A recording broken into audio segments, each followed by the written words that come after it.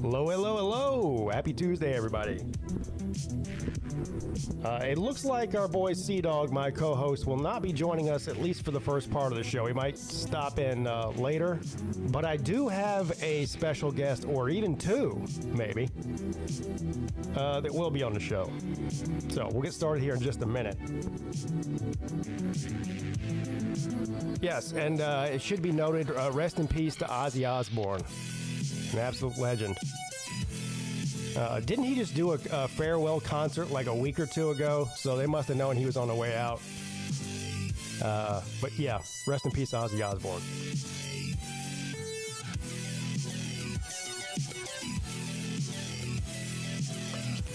Let's see here. Play War Pigs for your homie. I think I can make that happen.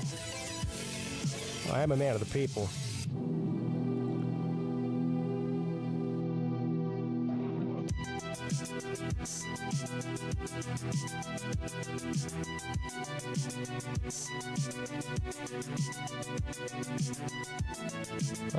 Which is a great song, by the way.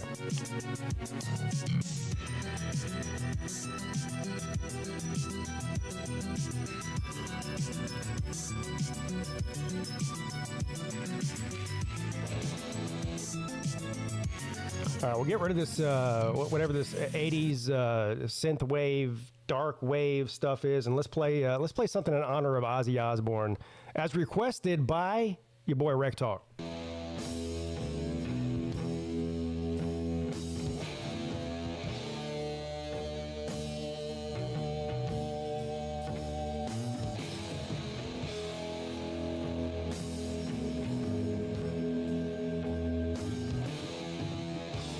And yes, we will discuss storming the field or gathering at the paw or whatever, storming the court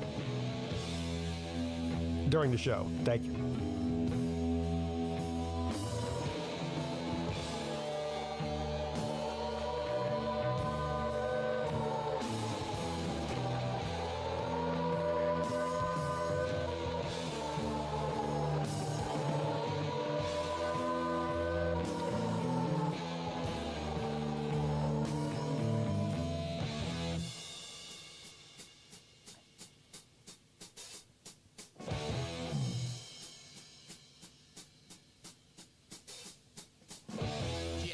Gathered in their masses,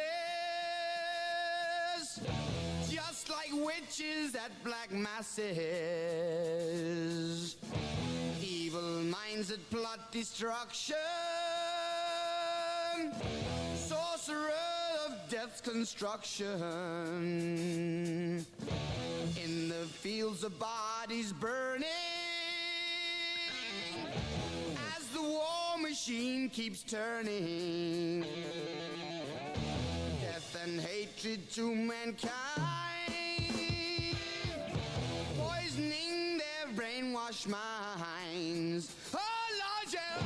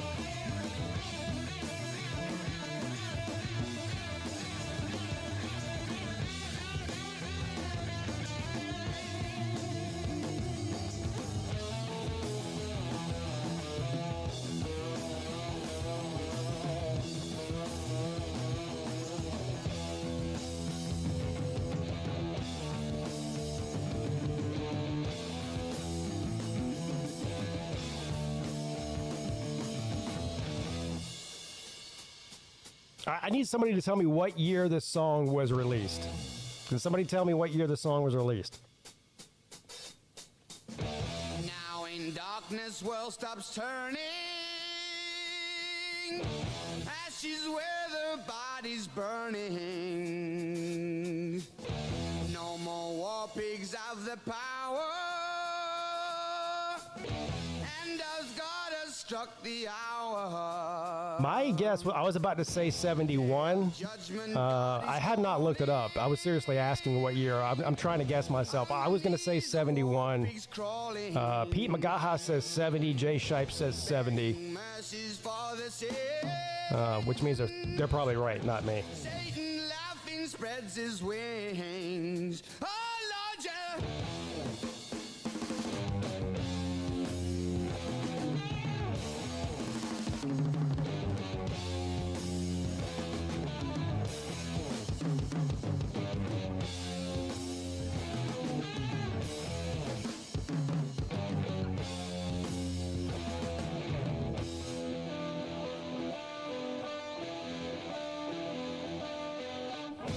I believe Pete McGaha. I think he was alive then. I know me and Jay weren't alive yet.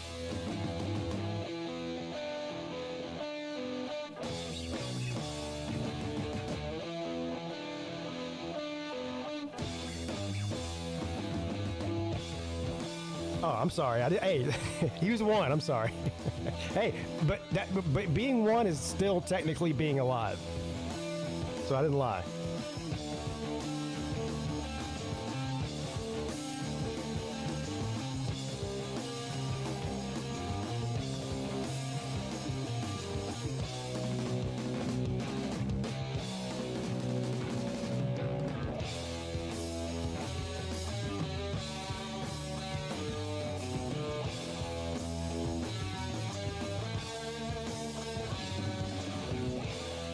All right, everybody, 1 minute till the show starts.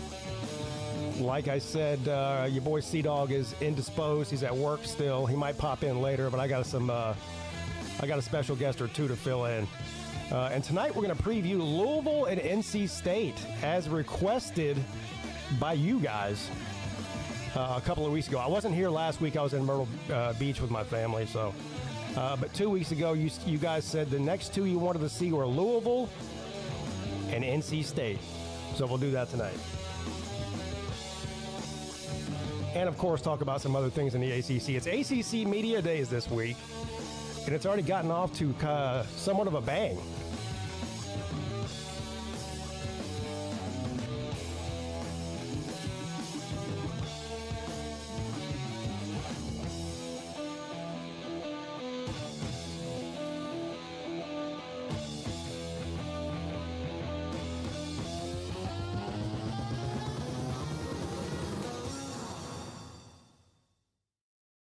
All right, everybody. Happy Tuesday. Welcome to the ACC show. I am your host, PigskinPeete. My co-host, my normal co-host, Sea-Dog, is not here. He might pop in later. And he did say if he did pop in later, he might end up doing a gender reveal. For those of you who don't know, Sea-Dog and Mrs. Sea-Dog are pregnant. Well, she's pregnant, but it is 2025, so nowadays we say that they're both pregnant for some reason. But they're pregnant and expecting, and they have the results of their gender test, and he's very excited to show us whether there's going to be a little Mr. Sea-Dog running around or a little Mrs. Sea-Dog running around, and I'm actually kind of looking forward to hearing about that too. But in the meantime, the show must go on. We do have a show to do. I did reach out to my boy Rec Talk, who's an ACC connoisseur and fan, just like my boy Sea-Dog, and he said he would be happy to come on and fill in. What's up, Rec Talk? I almost left the show for you using a French word there. Connoisseur. Connoisseur, yes. Makes me angry off the bat. Sea-Dog could be pregnant. You saw The Last of Us, right? Well, yeah, I did. I don't know about all that, but look at you! Look at in all your glory. Look at the Atlanta skyline in the background there. That's pretty impressive right there. I used to work in this building right here. Really? What building was that? I don't know. That's what 191 Peachtree. Every building is on Peachtree. That's all you need to know. Okay. And what were you doing in that building? I mean, other than not doing your job, what were you doing what were you supposed to be doing? I guess some engineering for like power lines and shit. Okay. Something to that effect. Yeah. Which, who's the, and I'm really not doing that bit. I can't believe I forgot Vandy Dandy's name. Yeah, Vandy Dandy said AI will replace my job soon. I would love AI to design the power systems and see how well that goes. Yeah. You're currently in the process of moving. Is that right? And a new job. Yes. A new job and a new home. Yep. Well, I guess I should be congratulating you. I mean, you're upgrading on both, or? Yes. Yes. Okay. Upgrade and, well, one of them's an upgrade. I wanted to find a cheaper place to live. So it's not as nice as where I'm living now, but the job is an upgrade. We got to stack money, baby. Who knows what the future holds? Listen, you're preaching to the choir here. Yeah. And guess what? Because I'm single, I didn't have to ask. I just did it. Yeah, that's a good point. And Sea-Dog might need to start saving up too, but I don't think Sea-Dog realizes how much of his money is about to go out the window with a kid. Just in diapers. Just diapers. Just in diapers. Massive expense. Yeah. I think we looked it up a couple of months ago. How much does it cost to raise one child over 18 years? And it was an astronomical number. It was over $1 million. Average. Which is insane if you think about it. It's almost like a walking vasectomy commercial. You know what I mean? Yeah. A vasectomy is certainly cheaper. Oh, yeah. Maybe not to your manhood. That you don't really recover that, but I don't know. I might be giving up my manhood soon. Really, you're gonna get the old snip? Well, I think I'm getting old, Rick. I mean, what do you want me to do? Like, who do you want me to be? Like one of these people has babies into their 50s and 60s. I'm not trying to do that. Are you not familiar with pull and pray? Well, I've been pulling and praying for. How old's Repeat? I've been pulling and praying for 11 years straight. Sounds like you're an expert on that maneuver. I am pretty good. You know, and that's exactly what I told my wife. I was like, you know what? Maybe I just don't. Maybe I can't make babies anymore. So why do I need to go ahead and get the procedure? Yeah. If Tony Soprano wouldn't do it, then why should you? Yeah. I'm past my prime. You just be smart like me. And while they're in there getting the second kid out, hey, why don't you go ahead and shut the factory down? Oh, yeah. Because it's more invasive for her, I guess, is going to be. Yeah, I mean, that's like a major surgery. She had the second one C-section, so while you're in there. Just shut the door firmly once you deliver the kid.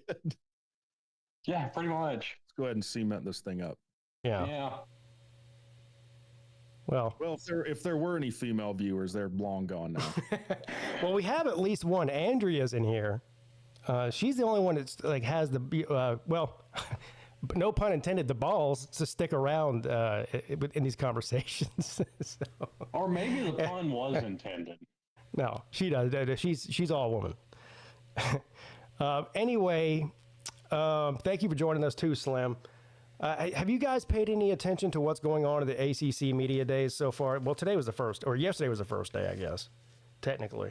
I watched Miami's, but I guess Rhett Lashley said some things that pissed SEC people off. Miami's was not interesting, other than Carson Beck looked like a Marvel villain in all black, had his hair slicked back with like a gold chain. Yeah, he had the Cuban link chain on, which by the way, I'm actually a big fan of. I mean, listen, if you're in Miami and you're a millionaire and you're not wearing a gold Cuban link chain, then something's wrong with you.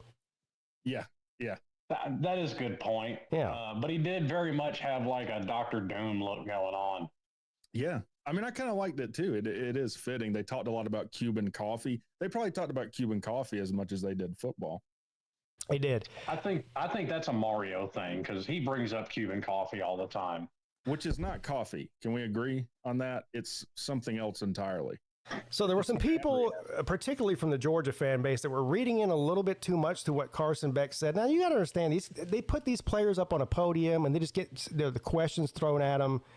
And I don't know if I'm assuming they don't know the question beforehand, and so they have to come up with something off the top of their head. And they asked Beck about his turnovers from last year.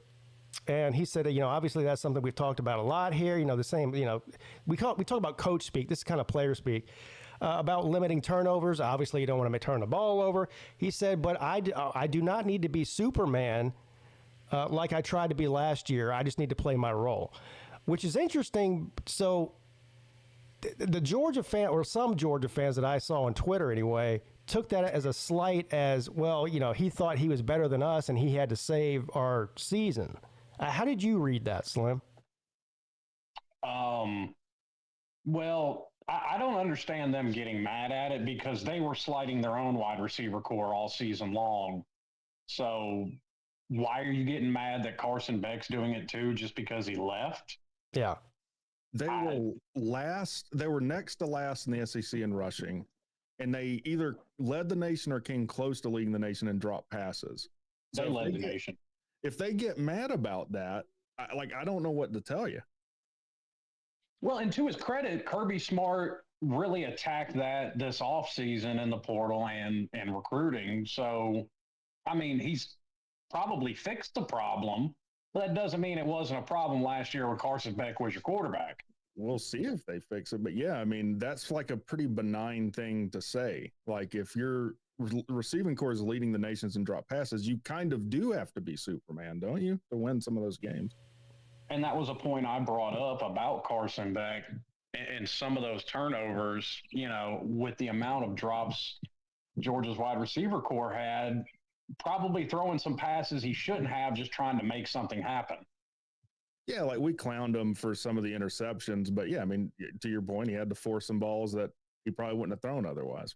This is I actually kind of agree with this. Uncle Lou says Beck isn't as good as Ward, but has probably been the second best quarterback they've had in 20 years.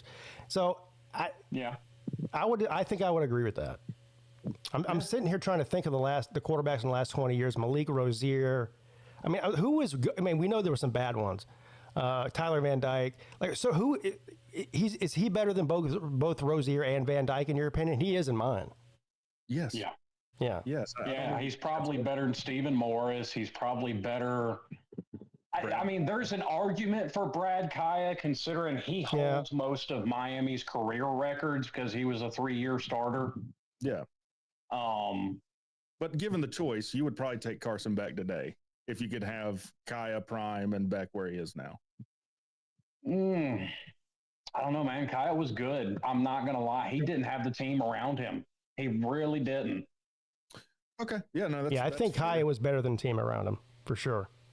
Yeah. But that's the context I think you have to look at this in. Like, Cam Ward kind of was Superman for Miami last year. So it wasn't as much a slight at Georgia as like, I'm following up the number 1 overall draft pick and one of the best players to ever play at Miami, particularly at the quarterback position. I don't have to be that to win. That's how I heard it. That's a pretty reasonable interpretation of it. Go Irish says Vinny Testaverde. That's not the last 20 years, is it? No, Vinny Testaverde Vinny Testaverde's last year was 1986. Yeah, I was just a wee little lad. I mean, and now in the last 20 years, you have to, I guess, throw Brock Berlin into that conversation, but I do think Carson Beck's better than Brock Berlin. Yeah. Testaverde started his last NFL game more than 20 years ago, didn't he? I think so. He used to be the oldest starter, but I think he was a backup for Brady for one of the early Super Bowls in New England, and that was probably the last time he played. So he had the oldest quarterback to ever start a game backing up the guy who would take that record one year. Yeah. Interesting. There's some good football trivia for you. I think that the story of Carson Beck this year, it could go one of two ways, and maybe not anywhere in between. I think he could be one of the biggest stories in college football with the transfer from Georgia to Miami. If Miami has a great season, makes the playoffs, makes a playoff run, makes an ACC title run type thing, it could be one of the biggest stories of the year. The flip side could be it could be a disaster. And I tend to believe that he's more likely to do the former than the latter. I don't see him being a disaster as long as he stays healthy. I don't either. I mean, I will say this. Miami's wide receiver core is talented but unproven. You know, we don't have an Xavier Restrepo that is a sure hand. Yeah, and that's where guys that we think are going to be. Right. Yeah. And then, we've got guys who, like one that in particular that I'm looking forward to seeing, JoJo Trader, 4-star out of, South Florida, but was kind of overshadowed because the guy in high school on the other side of the field from him was Jeremiah Smith. Well, so other things from media days, obviously, I don't know how many of you saw my video I posted, but so Jim Phillips has announced that the ACC is going to follow suit with, I believe it's the SEC, and what's the other conference? Is it the Big Ten? Is it the Big Ten? I don't know.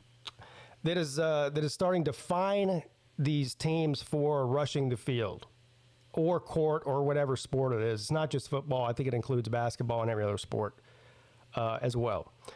Now, the fines start at $50,000. Now, at the time that I made that video, I didn't realize that they had some sort of hierarchy to this. So the first offense is $50,000. The second offense is $100,000. The third offense is $150,000, so on and so forth. So I guess they add up $50,000 for each offense. Because when I did the tally, well, let me back up here. So everybody knows that Clemson students and fans, well, some fans, definitely the students, gather at the paw or storm the field, whatever you want to call it, after every single game at home, win or lose. Now, I'm not here to defend either way. I think it's silly to storm the field or gather at the paw after a loss for a lot of reasons. Now, number one being the fact that the players just lost a game like 2 seconds ago. Yeah. They don't want to be taking pictures and signing autographs and smiling and pretending to be cheerful after they just had a heartbreaking loss against Duke or whoever the hell at home. Okay, so that's where I stand on it. But the Clemson fans boy, they got their heels dug in on this one, man. It's like, oh, it's a tradition. I got people commenting on my video. I've been doing this since my dad used to take me out there to gather at the paw in 1971 to throw the football. And I'm like, oh, well, that's great. Except for the fact that there's a reason that these other conferences fine people for it. It's because it's not safe. Okay. And there's been instances, especially in basketball, where these students rush on the court and people get trampled. And if you got your 4-year-old son out there and you guys jump over the little wall and you run out there and you get trampled by some 300-pound fat drunk guy who's been drinking since 7 a.m. in the parking lot, like, who's responsible for that? Who's liable for that? So yeah, and most of the time, and I only know this because we beat Miami a lot. Well, I've stormed the field more than once. Usually that drop onto the field is not insignificant. It's like, 7. Yeah, it just depends on where you are. At Clemson, it's just a little jump over a little wall. It's not bad, but let me ask you, as a Georgia Tech fan, you just said you've stormed the field several times. So how do you feel about this? Well, not several. I did it against Florida State, and I did Florida teams, Miami, Florida State. Whenever we usually do. Y'all rush the president's house. Yeah, that's even worse. Well, I understand both sides. Obviously. Clemson is its own case because you do it every game. So set that aside for a second. It is a staple of college football. There is nothing more electric and satisfying and awesome than an underdog upsetting a top 5 team at home, rushing the field, tearing down the goalpost. I also understand, like when I rushed the field against Miami, you're shoulder to shoulder at times with Miami players. So, and that you have students and drunken idiots and fat ass people like me talking shit to you. This is not an equation for safety necessarily. So I get it. I mean, look, you're still going to have field rushing. Yeah, of course you are. And my point is, I'm in a unique position because I'm a Clemson fan, right? Not every team does this every game like Clemson does. That's unique to them. So that's why they're the ones. The Clemson is the one that gets affected by this the most, I think. My question is, does Clemson care? Do they still do it anyway and just pay the fine? But it's progressive, right? So you're going to, how much will you end up paying? So since it's progressive, I did the math. I am a mathematician in my second life. It's going to be just under $1 million for one season. About $950,000. It's not a trivial amount of money, but I'm sure Clemson would pay it. Yeah. I mean, they've got that to pay. Well, this should come as no shock to anybody, but I'm going to go full asshole mode, and I'm going to use your example specifically there, Pete. When you're talking about, somebody's 4-year-old kid getting trampled, number one, fuck them kids. Right. Yeah, until it's your kid. Yeah, well, I'm also like, if it's my 4-year-old and we're rushing the field, I'm going to pick them up. That's being a responsible parent. Yeah. I mean, 'cause I do get your point, but Rec is absolutely right. It's a staple of college football. It has affected games going back to, what was that Stanford game back in the 70s when the band rushed the field early? Yeah, and then they got to get everybody off the field to finish the game. Yeah. Yeah. So, I mean, it to me, there are way bigger problems in college football right now to worry about than a bunch of people going on the field. And I've always kind of held the belief that you rush the field at your own risk. If you're getting in the face of a player that just lost an emotional game and you get knocked the fuck out, that's the risk you take. Yeah. I mean, I get it. And I'm sitting here looking at a big, giant framed picture I have in my studio here of Clemson rushing the field in 2015 against Notre Dame. That was a top 10 game. It came down to the very end. It was a huge game for the playoff and everything else. And so, but I didn't go down there, but but I get it. So I'm not being a Scrooge and saying nobody should ever rush the field. But I think really what started this is there was so many complaints. I think this really came more from basketball than football, and football just kind of got grandfathered in. Mm-hmm. Because it's more dangerous in basketball than it is in football because the court's a lot smaller and they're right there. There's no hurdles to jump over. They just run down and rush the field. And there has been people get hurt. There's been coaches. There's been fans. There's been players that have been injured by these crazy drunk people just storming onto the court. And I think that's where it came from. At this point, it's becoming a liability because if you have so many complaints about something and then something catastrophic happens, God forbid somebody actually dies, gets their head stomped on or something, then the university is responsible for that after being warned multiple times about it. So I think this is really just damage control. Well, something else that isn't talked about is this has a lot to do with the staff that the stadium has. So if you're in the audience, you've never stormed the field, usually what will happen is they'll have like the security staff line the perimeter of the field, and then they'll start beckoning people on after the clock's hit 0. So they can kind of orchestrate and organize it. You kind of help yourself out a little bit. Well, it'll be interesting to see, since this is the first year in the ACC, how it actually plays out and how it affects things. And will teams like Clemson, who does it every game, will they put in some sort of safeguard and say, look, you can still come and meet at the paw, gather at the paw, storm the field, whatever you want to call it, but you've got to, we're going to give the other team 5 minutes to get off the field before you're allowed to come down. Instead of, as soon as the clock's hit 0, you're just running out there, which I think is what they're trying to do. I have a question. Yeah. I don't think this has been asked. What would happen if Florida State, by some miracle, beat a really good team at home and stormed the field? Are they going to sue the ACC for this fine? F you, we're not paying this fine. Well, they might, but they'll lose.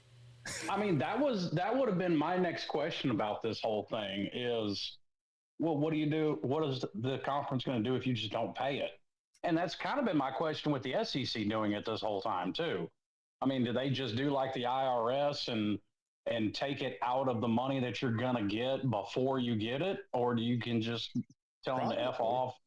Yeah, just garnish it. Like if you don't pay your taxes or child support, they'll just take it off of your income. Yeah, before the conference cuts you your check for your TV money, they just take out that $750,000 for Clemson meeting at the ball every week. It's probably done that way anyway. I don't know. That would be the smartest way to do it. It would be. I do know one thing. If Clemson wins week 1 against LSU in a top 10 matchup, which I think is going to be a top 10 matchup, we haven't seen the AP poll come out yet, but I'm pretty sure that both those teams are going to be ranked in the top 10 preseason. Clemson, it doesn't matter what the fine is, they're going to rush the field. So yeah, we can look forward to that.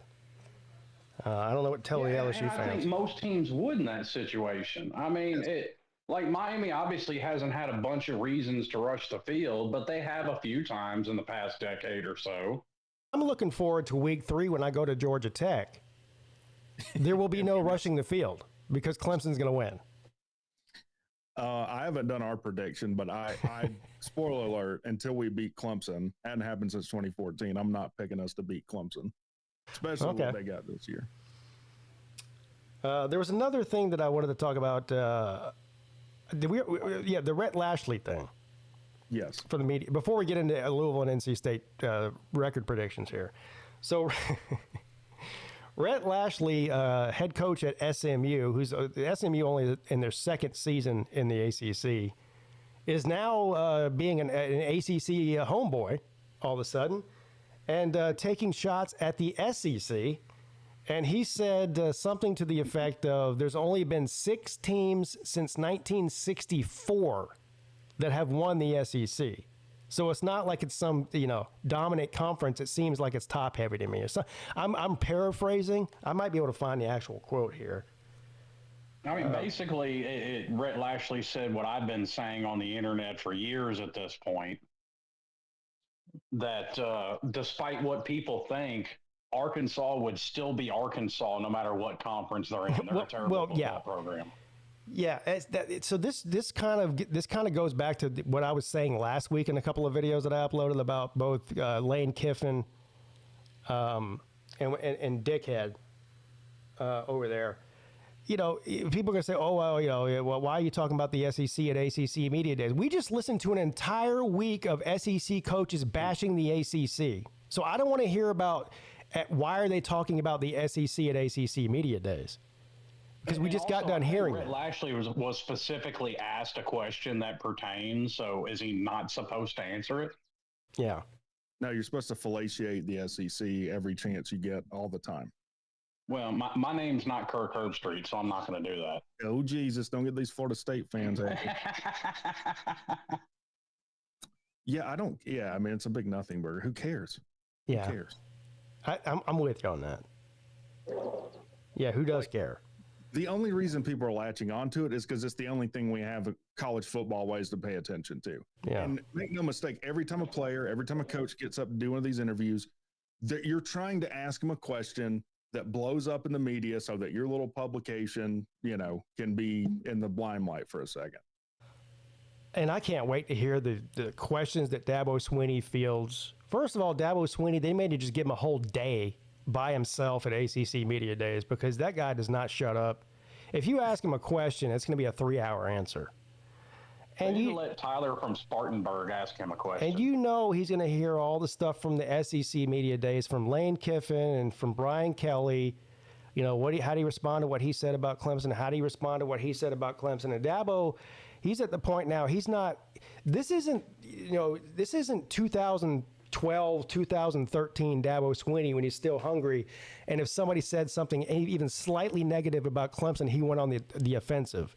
At this point, he's kind of like, we own the conference, really. I'm speaking as Dabo Swinney, not as PigskinPeete. He's like, we already own the conference. He just kind of lets shit slide. He makes jokes, and I don't think he'll really go in hard on either Brian Kelly or Lane Kiffin. He may. I'm hoping that he kind of does revert back to his older self and throw a couple of shots, couple of jabs in there just for shits and giggles. But that's a pipe dream, probably. Well, I tell you how you could get him to do that. Bring up Clemsoning again. Because that was the thing that rubbed him the rawest throughout his career. And just, now that the portal stuff has come about, you're back to Clemsoning. Is that right, Dabo? I'm sure he would light up on that.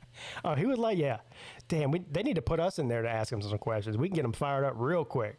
Yeah, you want to piss some people off? Put us in there. Yeah. And I try and be as realistic about the rest of college football as I try to be with Miami. And this kind of pertains to Alabama, too, even a non-ACC team. Everybody's hopping on the bandwagon and talking all kinds of shit when they have a 9-3 season. And there's lots of programs out there that would kill to have a 9-3 season. I don't want to talk about that. Well, technically, you were 10-3. So. Well, I'm just talking regular season. Okay. But yeah, you're right. You're right. There were some other things that the Big Ten is also having their media days, but this is the ACC show. I guess we'll stick to the ACC. But our boy Signetti had some choice words also for the SEC. Famously, Indiana canceled their game with who was it? Virginia? I think it was Virginia, yeah. Yeah, and so they asked him about that, and he's like, "Well, we're just going to take a page out of the SEC's book and play nobody in the out of conference," which I don't think is true, by the way. I mean, I would love to sit here and pretend like the SEC plays shit non-con schedules, but well, some of them do. But the truth is, I mean, LSU's playing Clemson. I mean, there's a bunch of SEC teams that are playing, not nobody's out of conference. So I don't really. And look, Indiana they're basically the Vanderbilt of the Big Ten. I mean, what is this guy talking about? They had one good year last year. That's great.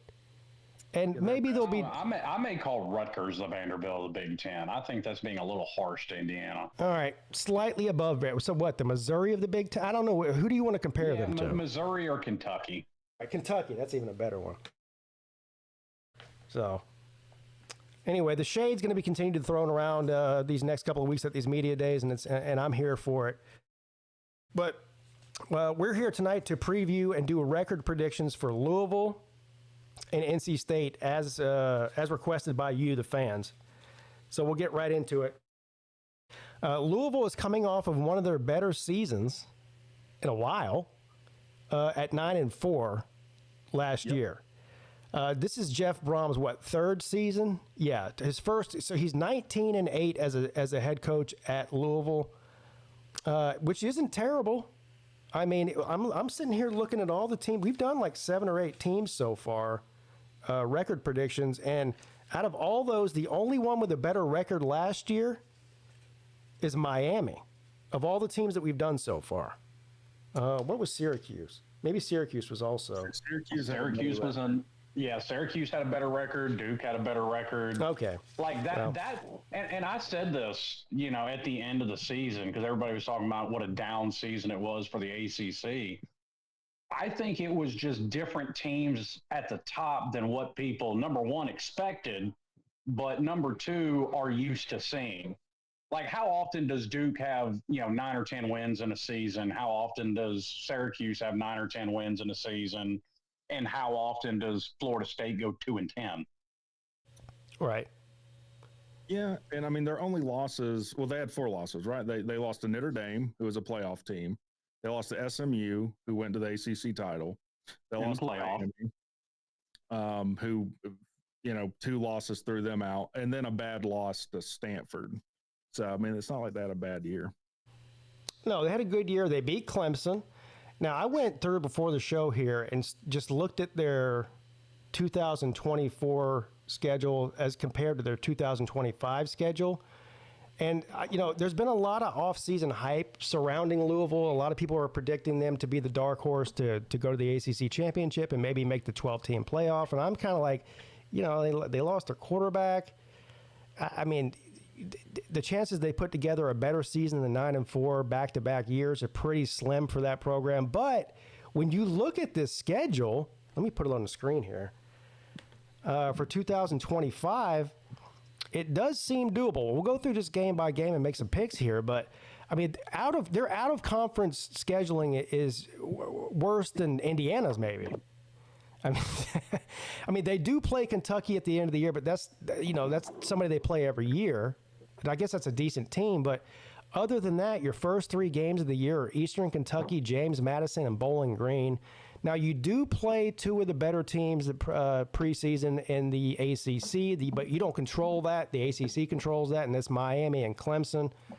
So, but the schedule, in my opinion, sets up very, very favorable for Louisville this year.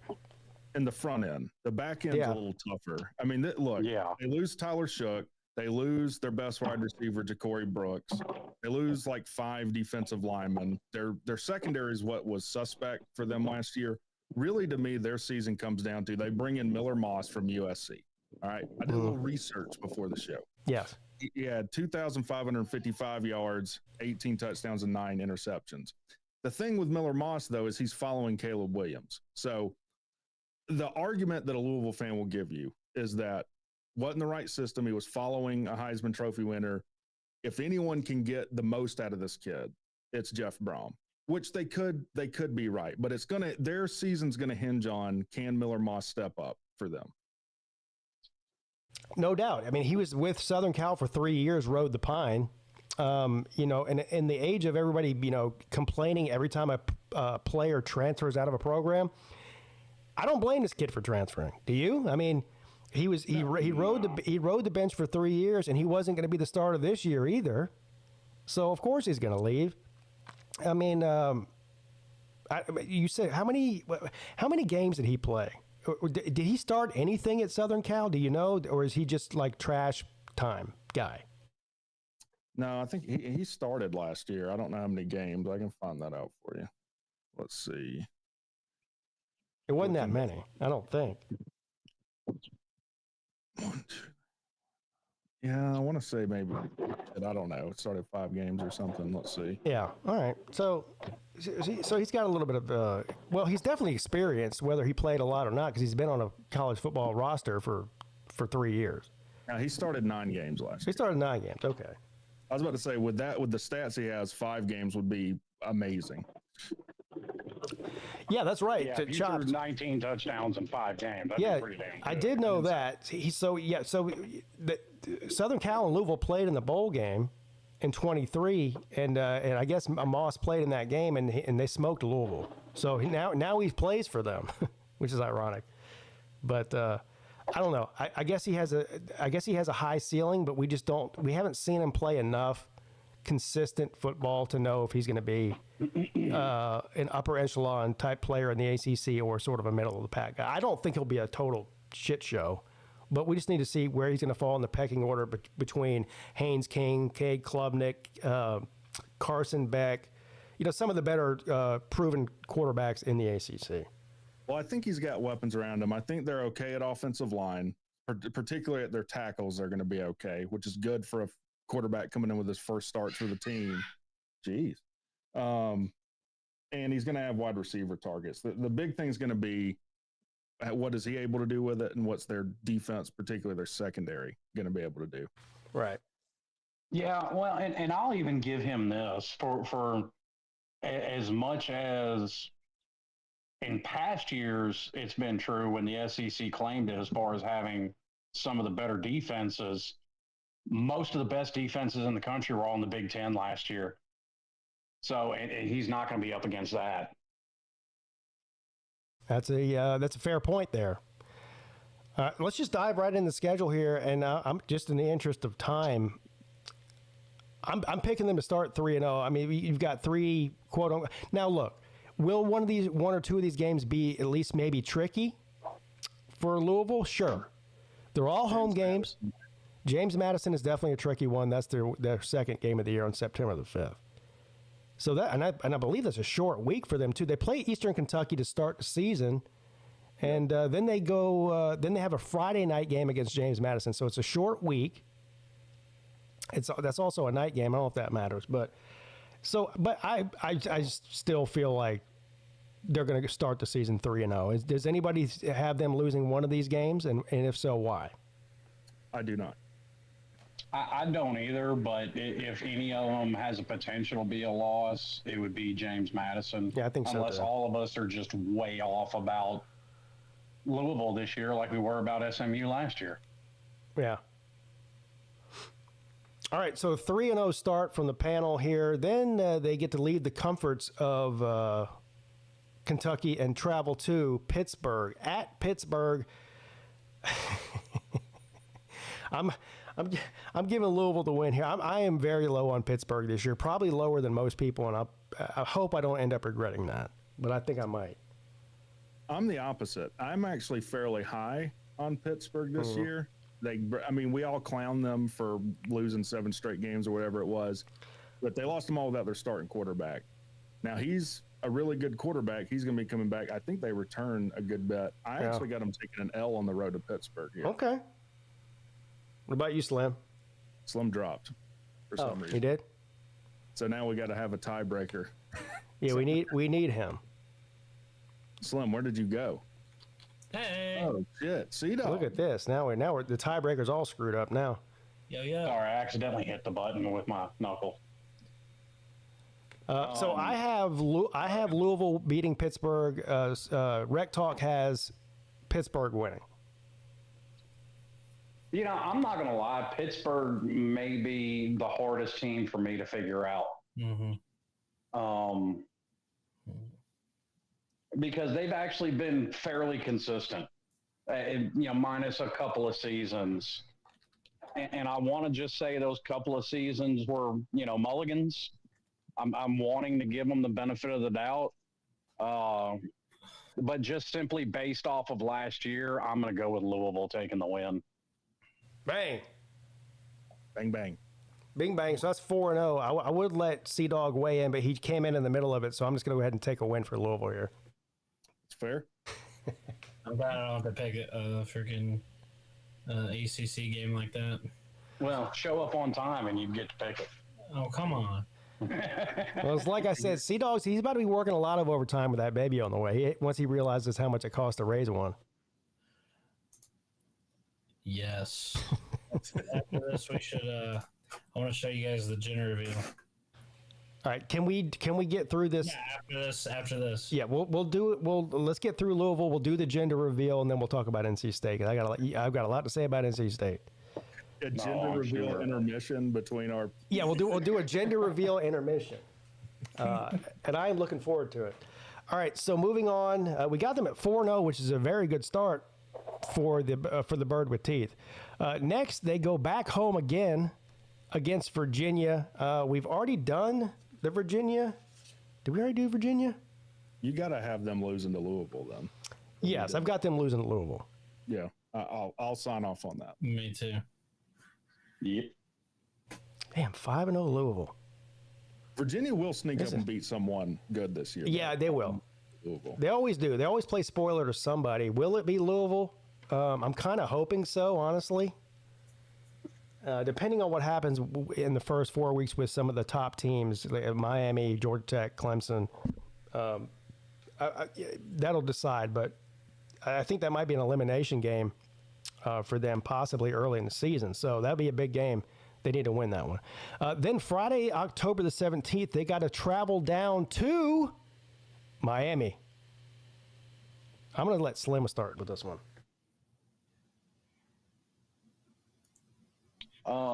That's where you talk. Well, considering we've already done a Miami preview, everybody should know.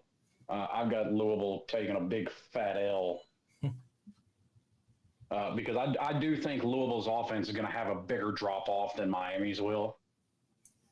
And that's the main reason why. Like, even if Miami's defense is still suspect, we're also worried about Louisville's.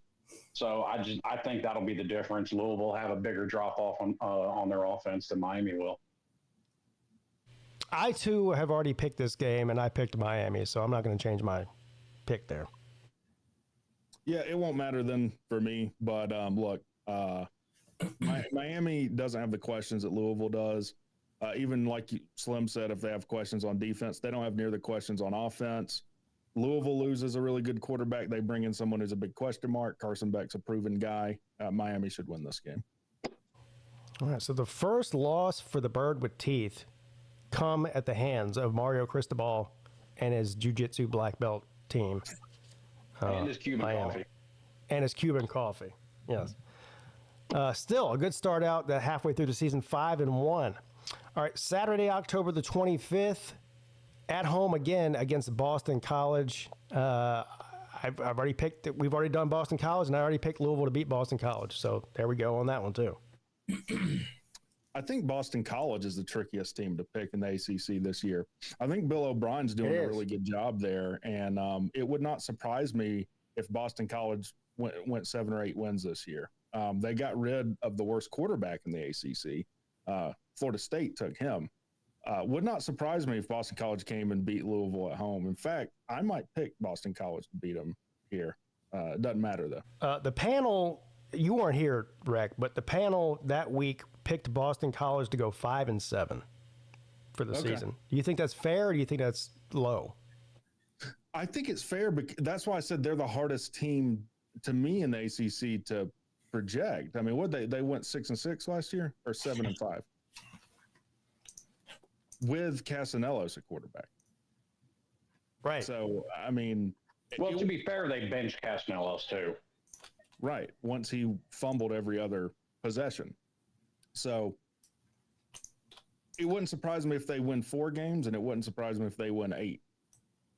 I got them at 5 or 6. I think that's more reasonable.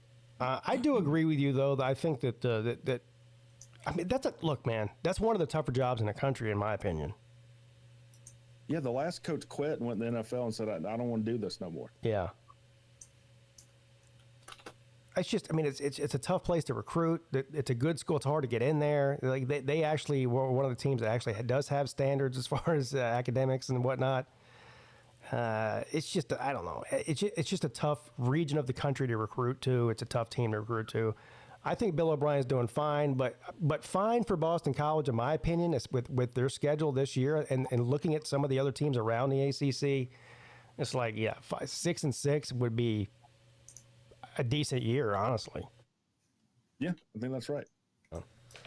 All right, so we've got. Is anybody picking against Louisville in this one, or? I don't think so. Nah. So 6-1. So they are bowl eligible as of October 25th, according to the ACC squad. Then they go on the road at Virginia Tech. Let's see, Dog. Are you on here still? I'm here. All right, let's start with you. Yeah, good idea. I think they take a loss here to Virginia Tech. Ooh. Wow. Yeah. At Virginia Tech, yeah. Okay. I think I'm gonna agree with you. I'm looking at the schedule. Look, they're not going to win every game they should win, like any other team. That's true of every team. So you've got to look at the schedule and say, okay, if they're going to lose one that they're probably going to be favored to win, which one would it be, right? I think this is probably the one. So I'm on with Sea-Dog here. I'm going to say the upset at Virginia Tech in Blacksburg. Yeah. I mean, I would agree that it's going to be an upset because I do think Virginia Tech's going to win that game. Not as big as some people might make it out to be because, I mean, let's be honest, even when Virginia Tech is not at their best, Blacksburg's always been a tough place to go into. Always. Yeah.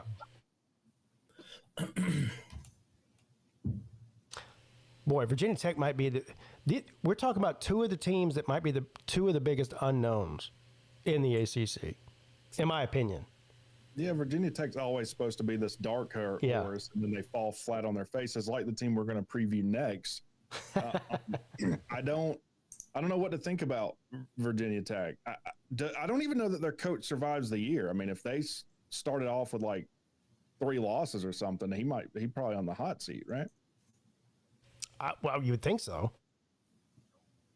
So I don't know. I think Louisville has less unknowns than Virginia Tech. I still think they go on the road and win this game. So now, who hasn't picked yet? Sea-Dog. I picked first. Yeah, he. Oh, did you? 3-1. Okay. Yeah, 3-1 then. All right, so we got Virginia Tech winning. 6-2. Next Saturday, November the 8th, back at home against Cal. We've already done Cal's schedule. I picked Louisville to beat Cal, so I'm sticking with that. Yeah. I'll go with that. Cal, good defense, non-existent offense. Yeah. I think Cal might be pretty bad this year, actually. Even worse than last year. Boy, shit. Friday, November the 14th, the old infamous Friday night ACC game versus Clemson. I know that a lot of the times the favored team gets caught slipping on Friday night. I just don't see it this year. Now, Clemson did lose to Louisville last year. If they hadn't have lost to Louisville last year, I might give the nod to Louisville just because it's a Friday night game. And it's a road game for Clemson. I just don't see it this year. I've already done my Clemson preview, so I'm not going to contradict my own self here. I've already picked Clemson to win this game. I do think this will be a good game, though, especially for a Friday night game. They've already set the time for 8 p.m. Give me the Taters. Yeah, I think it will be an interesting game. Clemson and Louisville have played 9 times. Do you know how many times Louisville has beat Clemson? Once. It's not going to happen again. Louisville wins. Yeah. Or not Louisville wins. Clemson wins.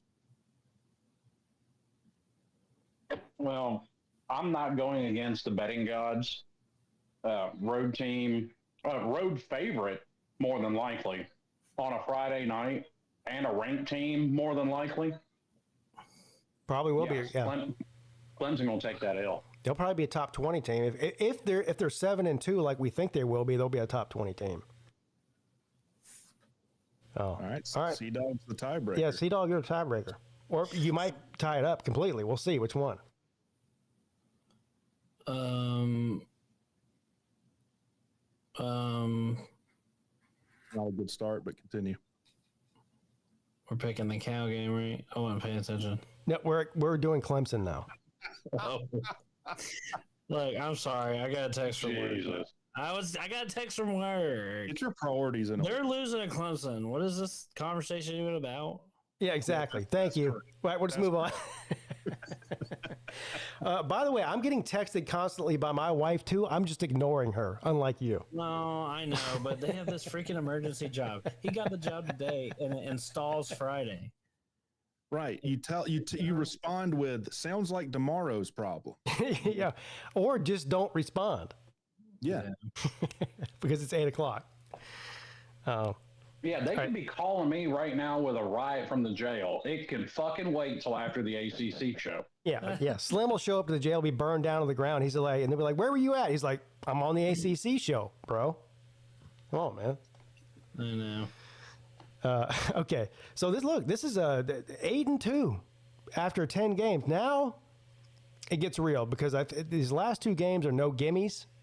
They've got to go on the road at SMU. This might be one of the better games. Look, this might be one. I don't want to say it's going to be one of the better games. It's in November. We don't know what the team, like injuries and all that's late in the year. On paper, though, these are 2 of the top 5 teams in the ACC preseason. Louisville's 4 preseason ACC on ESPN. What's SMU? I'll go look. Hold on. Yeah, probably top 5. They got to be top 5. SMU, again, made the ACC championship last year, return a lot, including their quarterback. They're probably ranked higher in Louisville. I don't know. This isn't making sense to me. A lot of this has them ranked really low. Do they have a difficult schedule or something? They do, but we've already done the SMU preview. I think that was the first week we did. And I already I said, look, these are 2 equally matched teams, in my opinion, and I'm taking the home team. So give me SMU. I get that. And more experienced quarterback, too. And I get SMU went to the ACC title last year and all that and that. I'm not high on SMU this year. SMU's schedule last year was kind of dog shit, to be honest. Well, it was dog shit. Well, it was dog shit. It's much tougher this year, but I also still believe that they are definitely a top 5 ACC team. I think they're in the upper third of the ACC. Yeah, give me Louisville to go on the road in Dallas. Slim? Give me the home team here. That's what I said. Mm-hmm. Sea Dog. SMU? Ooh, that's a tough one. No, we're talking about Kentucky now. No, I'm just kidding. Go ahead. That's a tough one at SMU, huh? You know what? I think they actually probably beat SMU. Damn it. Why'd you have to tie it up? Sorry. All right, we got to flip a coin now or something. No, it's got to go to the chat. Yeah, the chat. Give me SMU versus Louisville. The game's at SMU in late November 22nd. This ought to be interesting. And it'll probably be packed out because they'll figure out real quick how bad the Cowboys are, so they'll just latch on to SMU. We got 2 Louisville, 1 SMU. Come on, chat, do something. The chat is not undefeated. Does the chat have a win yet? No, I think they have a losing record for sure. They're over. I don't know about like winless, but they're definitely like in the lower 30 percentile. So those coming. Bird with teeth, Louisville. All right, boy. See, Breck knows what he's doing. Matt says Louisville. It seems like the Bird with teeth are going to come out on top here. That puts them in the ACC title game, or it could. What? Yeah, that's 9-2. Yeah, I think that is an AC. A 9-2 team is probably going to face Clemson in the the championship game. Well, no, because I've got Miami with only one conference loss. Yeah. Actually, I think all of us did. Yeah, it could be interesting because like Georgia Tech doesn't play Louisville. Georgia Tech doesn't play Miami. Well, actually, I take that back. Between the chat and the panel here, we actually had Miami at 11-1. Their only loss being to Notre Dame. Yeah, I had them at 10-2, but we as a group we did pick 11-1. That's true. Yeah, I had them at 10-2 as well. So, well, it's official. According to the chat, Louisville, with their 9th win of the season, unbelievable, going into the final game against their in-state rival, Kentucky.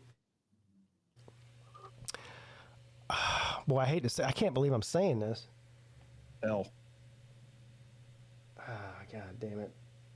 I can believe I'm saying it. It for whatever reason, it doesn't seem to matter who's dog shit and who isn't. Kentucky's just got their number. They do. They do. Yep. Not last year, though. Not last year. That was definitely an oddity. But the game is in Louisville. Fuck it. Give me the Bird with teeth. I can't believe I'm doing this. Because this gives them 10 wins, which is, I don't think they're a 10-win team. But I don't think they're a 10-win team either, so I'm going to give them an L here. Rack. The series total for these two teams is 20-16 in favor of Kentucky. Kentucky's won 5 of the last 6. The only one they lost was last year. I mean, I don't know anything about Kentucky, but yeah, give me Kentucky. Well, not that it matters, but I would pick Kentucky too. Well, actually, it does matter because you could have tied it up. Oh, that's true. Well, we have one big failure in the chat. I mean, I don't know. Obviously, a troll and a retarded one at that. Hall of Fame Trey says, bruh, Clemson sucks. They go 6-6. They won't make the ACC championship. What the F? Right. I mean, I like to troll Clemson as much as, the next person. Yeah, they're going 6-6. You're going 6-6. Come on, man. Congratulations. You tried and you failed miserably. I love to shit on Florida as much as the next, fan of any team in the state of Florida, not named the Gators. But I wasn't on the train of them being a 4-win team last year. I hate to do this, but we need better trolls. The whole point of trolling is there has to be a grain of truth to what you're saying. And then the person you're trolling doesn't realize you're a troll until they've already made an ass of themselves. Yeah. So try again. Well, he failed miserably. Unfortunately, with this new work schedule, I've had to shut down my troll academy because I just do not have the time for it. And as we can tell by the comment section of all these videos, we're all suffering because of it. What? I'm funny how? I mean, funny like I'm a clown. I amuse you. I make you laugh. I'm here to fucking amuse you. Yes, you are. You have that on a bumper? That's amazing. Yes. Of course I do. Oh, son of a bitch. A horsefly just flew right into my forehead. I think the trolls well, hopefully. I'm really hoping they get better as the season goes on. But the season hasn't started yet. This is preseason trolling, and it's showing. I'm not trolling. Yeah. You're losing to FSU. Come on, bro. That's what he says. They will lose to LSU, Florida State, Georgia Tech, Syracuse, South Carolina. Look, listen, if you're not trolling and you really believe they're going to lose that many games, I'm willing to make any bet that you want to make with me. But of course, like most people that say dumb shit like you're saying right now, you'll never make that bet. I wouldn't be willing to make a bet with them because I find it morally reprehensible to take advantage of the mentally retarded. I don't. I'll take that retarded guy's money 6 days, 7 days a week. Damn. Teaching the tards a lesson on these main streets of the internet. Retarded money spends the same way as regular money. It does. That is indeed a fact. All right, so back to this. What do we got here? I picked Louisville. No, you pick Kentucky to win because you don't think they're a 10-win team, and I agree. I don't think Louisville's a 10-win team, so I think Kentucky's going to win too. He said Louisville. I picked Louisville. Oh, you picked Louisville. I said against my better judgment, I don't think they're a 10-win team, but I think they're going to win this game, so I picked them. Okay, I got you. My apologies. No problem. So I've got Louisville. You've got Kentucky. Rec Talk has Kentucky. And Sea-Dog had Kentucky. All right, so it is Kentucky then. All right, Yep. so that's probably I'm kind of glad y'all shot me down on that one, to be honest with you. Anytime, brother. Yeah. Sometimes I need a little check. That makes 9-3, which I think is respectable and probably pretty accurate. Now, we might have been off on a game, specific game here or there, but I'd be shocked if we're not at least within one game of a prediction here. So 10-2, 8-4, 9-3, Yeah. I think is about right for Louisville. Yeah, I would tend to agree with that. I mean, I see 8-4 being more likely myself, but yeah. Yeah, I mean, look, they got a really good coach. They lost a lot. They bring some in, not enough to replace it. If they win 9 games this year, you'd have to think that's a win for them. Yeah, they'd be back-to-back 9-win seasons, when's the last time they've done that? Back-to-back. Probably before Petrino pissed down their throats the second time. Probably. You may have to go back to when Schnellenberger resurrected that program. Now, Petrino did that, I'm sure, in the Big East. I don't know. Maybe.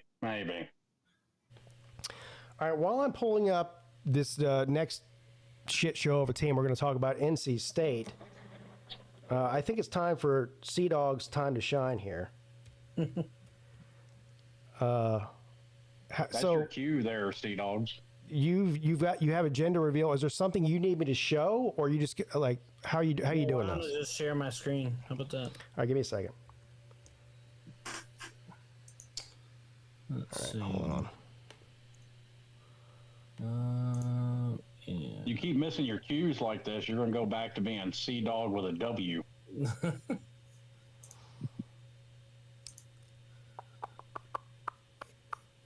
Oh, share the other screen.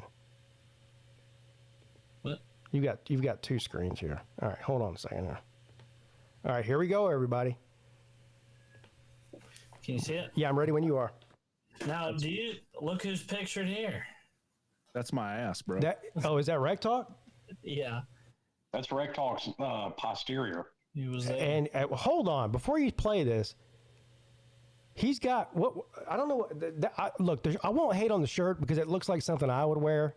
But so you've got the shirt, you've got the button-up quasi Hawaiian shirt. What kind of shirt would you call that? It's an MTV shirt, bro. A what? I'm about to say that looks like a Hawaiian shirt made love to a Saved by the Bell font. Buddy, I couldn't even get home wearing this. I had women like stopping in front of me in the car and getting out and trying to get me to take them home. All right, so it's not that I kind of dig the shirt. It seems like something I definitely would wear. And the shorts aren't bad either. At least they're not cargo shorts like what Sea Dog wears. However, the Crocs, I draw the line there. Dude, I hate having to wash socks. You can never find them that match. Just short circuit that and get to the Well, and I realize you're hating on the Crocs, but I have to draw attention to the guy in Daisy Dukes next to you. I am not a fan of this trend of guys wearing 4-inch inseam shorts. Like, your shorts are supposed to go down to your knees, sir. Yeah. A lot of knee. I don't know. I'm not with it. He's 16. Well, okay. I mean, it's not. That doesn't make it okay, but it makes it understandable. Yeah, the guy behind him is too. Those are my cousins. And who is the beautiful young lady off to the left in the Ukraine flag dress? That would be my friend's wife, and as you can see, she's got a camera, and she took some freaking amazing pictures Okay. of our event. So, without any further ado, Yeah, let's see this here. let's see this. It's great. That's my. I don't think you shared Sea Dog's sound. Is that on me? Oh no, I didn't click share freaking sound. Yeah. Oh. No, I didn't put it on anybody in particular. Somebody didn't, whether it was you or Sea Dog. I forgot to freaking click it. Damn it. Was this the comedy bus? This amateur hour? Share screen. Professionals. Also share audio. Yes. Wait, I had that. I mean, did somebody rehire the ACC graphics guy? All right, here we go. All right. Let's do it. Let me hold on. Look at this. Yeah. See and hear it? You know they were doing. All right, we got it. I can hear it now. Well, here it is. No. Yes, I did because Cody spoiled it for me. Way to go. You little cheater. Why'd you tell me about it? Is that B-Dog in one of those suits? Yeah, it sure is. All my favorite people. Yeah. That's my brother and my buddy Cody. He's been in plenty of videos. This is great. That's my friend. I was at his house, and that's his wife. That where the chip incident occurred. Oh, the infamous chip incident. Yeah, that's them. So Hey, Thanks for once for not asking me to get involved. this is for you, man. Here, you're the that's my buddy Cameron. I make him do every single stupid YouTube thing that I come up with. He used to be my cameraman. I'm back when he was my roommate. settle for that. Don't put your finger. I've done that before. What is this stick with the ropes? Is that supposed to be a pig pen? Yeah, it's Oh man, an arena. I already know the result. Like, The winner of this fight is going to prove the gender. Well, I mean, look at the Dollar Tree fucking yard barn they've got. You expect them to have a nice ring? Hey.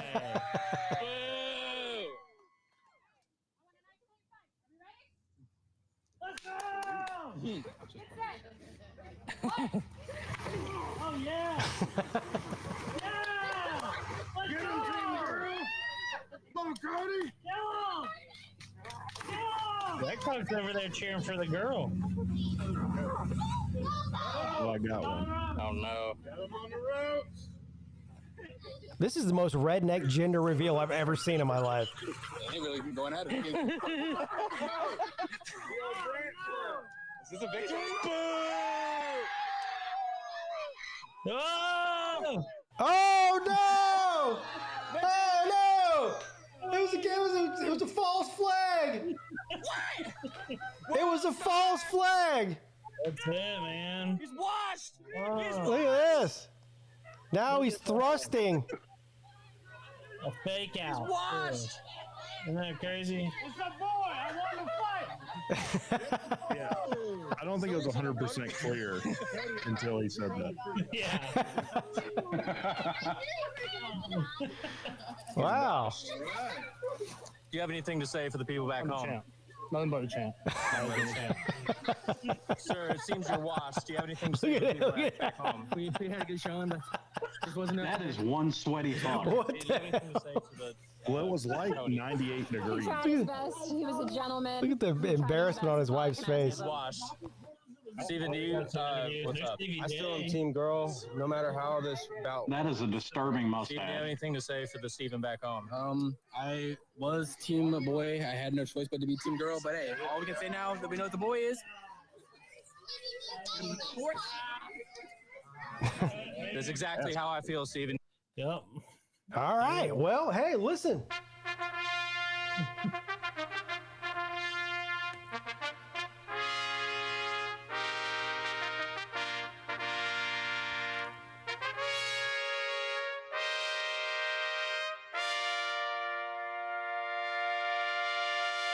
All right. Well, an intermission there between the two team previews. Congratulations, Sea Dog and Mrs. Sea Dog, on having a boy. Woo! Let's go. The first 6-star recruit is about to be born. Yes. Coming to the flats. Now, over or under, Sea Dog will make it 10 years without that kid owning a pair of pants. Well, I'll go ahead and spoil it for his whatever, a baby shower. I'm buying the baby a pair of pants. Yeah. Yeah. Uncle reckon maybe even two. Not allow that. Yeah. A couple of pairs of pants. Like, hey, this is all you're gonna get, so we got to get it in now. Here's 40 pairs of pants in various sizes. Yeah, buy him a pair of pants for the next 18 years. Yeah. Well, congratulations on a boy. It's going to save you a lot of money. You'll have to buy less guns. That's always a good thing. Is that always a good thing? I don't know. Yes. No, actually, well, buying guns is a great pastime. Well, listen, you could have it a whole lot worse, because if you had a girl, you'd be buying even more guns with a kid. That's what I was saying. Correct. And he says that buying guns is his favorite pastime, which is absolutely correct, because you won't be buying one for at least 15 more years because you won't be able to afford it. I know. So I'm not going to say congratulations, because this is the end of your life as you know it. Wow. So my deepest condolences. Don't do them like that. It's going to be great, dude. You've got at least a year before you even have to really do anything. Yeah. Don't listen to Rick. Just because he didn't do anything for a year doesn't mean it's not required. Well, I'll be 28 this year. I've enjoyed my 20s. And I did the same. It's probably a good idea. yeah, my first was born when I was 27. So you're right there with me. So I'll be 20. I'll be 27. I'll be 27 when the due date's November 6th. So we're on a bye that week, right? We better be, or else there's gonna have to be some tough conversations. No, I think we are really on a bye that week. Okay. So talk to your wife. It didn't matter. I had the Miami game on in the hospital. Just to go show you how quick it goes, Sea Dog. I was 27 when my oldest son was born. He's about to be a senior in high school this year. Man. And it goes by quick, buddy. Yeah. I'll tell you. It does. Like that. That's something I can attest to that I'll say shocked me. In time flies once you have kids. True. I see. Before you know it, that kid will start talking shit to you. It's a blessing. Can't wait to see little Sea Dog in all his glory. It's gonna be great. I was definitely blown away that it was a boy, especially because I thought it was a girl for the past month, because the stupid doctor leaked it to us, or so we thought at least. Oh, so he was messing with you? The doctor, well, she totally said that she was like, yeah, well, let's do genetic testing and it'll confirm that it's a girl. And we had already told her we didn't want to know what it was, but she let that nugget slip out, and we were both like, what? This is interesting. So they did genetic testing, said it was a female, and then the ultrasound showed a wiener. So it's basically like a feminine man, kind of like you. No. Oh. What? No. We didn't do genetic testing. We were just talking about doing it, and she was like, "Yeah," and that would confirm that it's a girl if we did that. But anyway, the point is, she basically let it slip. I thought it was for a month. I thought it was a girl, and that really surprised me. So, Sea Dog's going to be chewing his nails off for the next 20 years, hoping and praying to whatever God may be out there that his kid doesn't grow up to be a Georgia fan. That's no son of mine's becoming a Georgia fan. Hey, you never know. No. You never know. Hey, listen, man, life is weird. You just never know. I've met plenty of people that became the fan of a rival team just to spite their parents. It's not happening. First of all, they're going to have an IQ above 70. So that's one qualifier that's apply to. That's not going to disqualifies you from being a Georgia fan. Yeah. There. I'm gonna. Will your son know how to drive?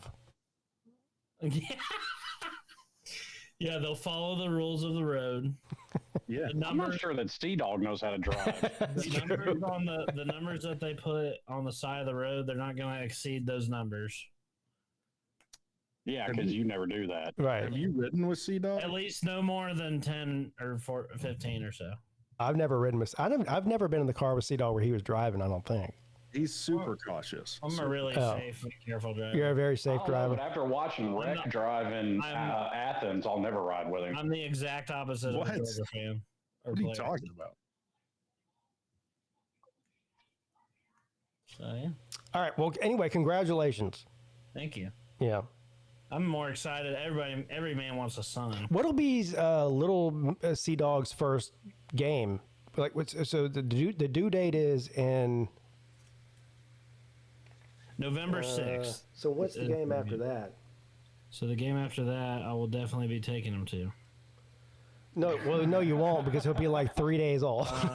Probably Boston College, at Boston College. All right, so good news for you. The first game of little Sea-Dog's life will probably be a win for Georgia Tech. Yeah, so that's good. We always at least make it a home game. What's your first home game after that? Pittsburgh. Yeah. Okay, we'll take him to the Pittsburgh game. Unless he's born early, in which case I would not suggest taking a newborn to Pittsburgh. No. Yeah, no, it's home. Unless he's born early, I would take him out of the hospital to go to a homecoming game because we always win those. We're really good on homecoming. Like sneak him out before he's supposed to. Like if he's born in the hospital, on the 25th, we play Syracuse for homecoming. We're winning that game. We always friggin' You can get the earmuffs for him. I've seen people with babies in the stands. They put little earmuffs on them. Yeah, I'd take him straight from the hospital to the game for sure. Yeah, I don't see Mrs. Sea-Dog. Yeah, that's probably definitely not a good idea. Well, that's why we're gonna ask for forgiveness instead of permission. I'll distract her, dude. Yeah. But hey, we got some paperwork to sign real quick. Yeah, it sounds like a great idea until you find yourself in the Pittsburgh bathroom trying to change a diaper.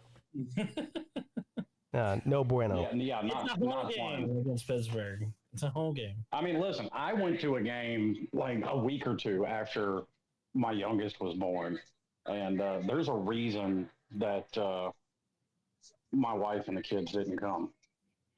I mean, the good news is if you run out of diapers, Pittsburgh fans are mostly wearing them, so you could borrow one from them. Well, see, that's convenient. Is that a fresh one? Here. Yeah. All right, let's move on to NC State here. My favorite team in all of the ACC outside of Clemson for obvious reasons. My favorite coach, Dave Dorn. Dave Dorn is 87-65 in 13 years as head coach of the Wolfpack. That is a 60% winning percentage. And let me ask you guys a question, a serious question too. In what major sport where you're paying your coach $6 million a year or $5.5 million or so, after 13 years, you have a 60% winning percentage, 0 conference championships, 0 playoff appearances, 0, obviously, national championships, I think a losing record in bowls. Somebody can fact check me on that. I'm just going off the top of the head. I'm pretty sure they have a losing record in bowls. And it's coming off of a 6-7 season. In what world would that guy not be on the hot seat? They lost to Wake last year. They lost to Wake Forest last year.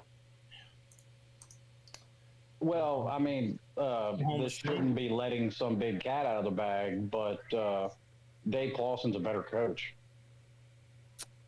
Yeah, I think that's true. Do you know who they lost to in the bowl game? Dave Clawson is not the coach at Wake Forest. No, but when they played last year, he was. What he's saying. Right.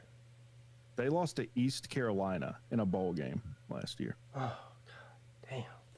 A Carolina team they lost to. Casket there. Casket! They lost to who? East Carolina, the Pirates.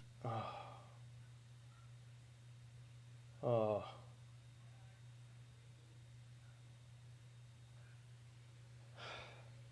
It's down bad. Anyway, they were 6-7 last year. A losing record. I haven't heard a single peep from anybody from the NC State fan base that's calling for this guy's head. This guy, I'm on. Does he know somebody that's on the Epstein list? I can't figure out why he's still there. What list? I think what it is most of the NC State fan base has Down syndrome and they're scared of him. Now, before everybody clicks off, there's a story behind the Down syndrome comment. It's not just me. We're not laughing at them. No, we're not laughing at them. There's a story behind that. Dave Clawson abuses people with Down syndrome. No, not Dave Clawson, Dave Doran. Oh, yeah, Dave Doran. I'm Yeah. sorry. My apologies to Dave Clawson. Yeah, so this goes back to the ACC pre-season show they did on the ACC network last year. They followed around Dave Doran for 5 days or whatever. And he starts his morning off every morning at some local coffee shop.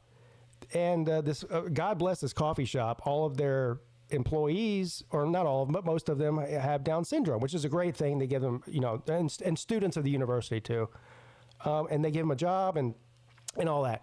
But Dave Doran goes in there every day and orders his coffee, and this kid behind the counter hands his coffee, and Dave Doran, he slides it over to him, and Dave is like, "Hey, you didn't put the coffee on top of the coffee all the way. It might burn me. Do better next time." And then he's like, and so the kid's like, "Okay, I'm sorry, coach. Next time I'll do better." And then he tries to justify it by like, you gotta teach these retarded kids, basically how to, it's not gonna be all, sugar canes and rainbows after college. You gotta teach them the real world. It's like, what? Yeah. Bro. Anyway, he doesn't care about Down syndrome people. He definitely hates all handicapped people. And as a result, he's handicapped his entire own football program for 13 years, and they're paying him $5.5 million to do so. So fuck Dave Doran, fuck NC State. I want to go ahead and give you my pick. They're going 0-12. And to add insult to injury, there is a rumor going around that Dave Clawson even kicked a basket full of puppies. You gotta stop saying Dave Clawson. Damn it, I do keep saying Dave Clawson. Yeah, Dave Doran. Look, NC State, can you believe this? ESPN has them 5th in the ACC. They lose offensive tackle, 3-year starter Anthony Belton. They lose a guard. They lose their starting center. They lose their starting running back. They lose some pieces on defense. However, they bring back C.J. Bailey at quarterback, who's a very mobile young kid that probably is, in my opinion, kind of a dark horse, top of the ACC type quarterback. Like, he could sneak up on some people.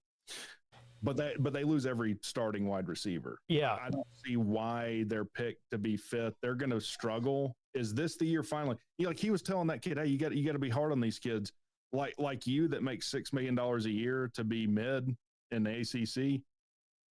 This is not going to be a good year for NC State. Yeah, so listen, C.J. Bailey you just mentioned. So here's he started 8 games last year, okay? And his numbers weren't bad for 8. If you look at it for 12 games, you say are mediocre.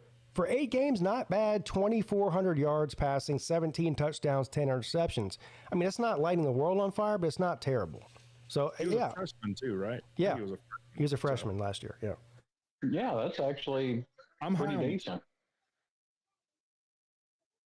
So now knowing all that, let's go through these games. I've got them going 0-12. This is going to be the easiest prediction I've ever made. So I'm not picking them to win a single game here. So you guys are going to be the tiebreakers. So we'll start with Slim. East Carolina. Isn't that who they lost to in a bowl game? Yeah, let's give some revenge for the Wolfpack. Okay. Rack. Yeah, I don't know how this lined up, but yeah, this is the team they lost to 26-21 in a bowl. I got them winning here. They got them at home. There's going to be a lot of hype. I think they'll be more prepared than East Carolina. At home, a lot of hype. It's just so sad. Boy, it's sad to say that. Yeah, I got them taking the W here. All right. All right. So 1-0 NC State. Congratulations, Dave Doran. It's the best start of your career. Just an FYI, we're all staring at a black screen because you're still sharing it, and Sea-Dog accidentally dropped himself out. Oh, well, YouTube's not staring at that. That's good, though. Oh, okay. Let me, I'll fix that real quick for you guys. Yeah, thanks for forgetting me. Is it still a black screen? I mean, that's all I see is a black screen. Okay. Your YouTube's fine. Well, you've got the title screen on, but There you go. How about now? there we go. All right. That's better. Okay, so 1-0. Next, September the 6th, at home again against UVA.